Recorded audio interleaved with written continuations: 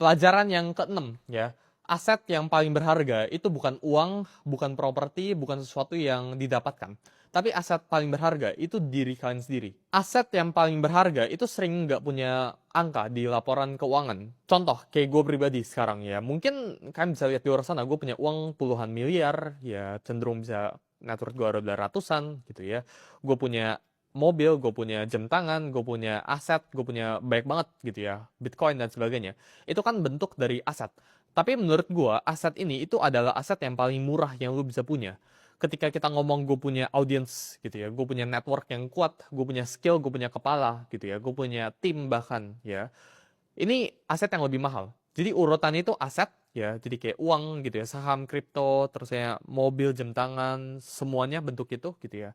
Itu aset yang paling rendah gitu ya. Yang kedua itu kepercayaan, loyalty, audience gitu ya. Itu juga bisa jadi aset gitu ya. Human labor ini yang paling atas ya, level paling tinggi gitu.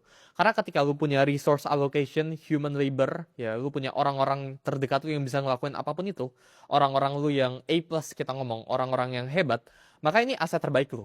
Jadi aset itu nggak melulu tentang uang. Itu yang gue pelajarin di umur ke-19. Aset itu bisa bentuk itu lain. Bisa bentuk dalam orang, bisa bentuk dalam ilmu. Ilmu kepala lu itu aset gitu ya.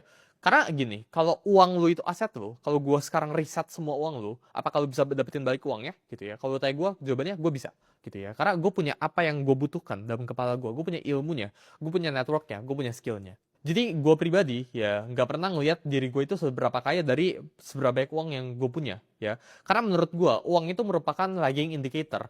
Berapapun uang yang gue hasilkan detik ini, sekarang gitu ya, hari ini atau bulan ini gitu ya, itu tidak gara-gara gue bekerja hari ini. Itu gara-gara 3 tahun yang lalu ada Suli yang lagi kerja di kamarnya. Terus dia bekerja untuk membuat atau belajar skill baru yang gue sekarang itu bisa pakai.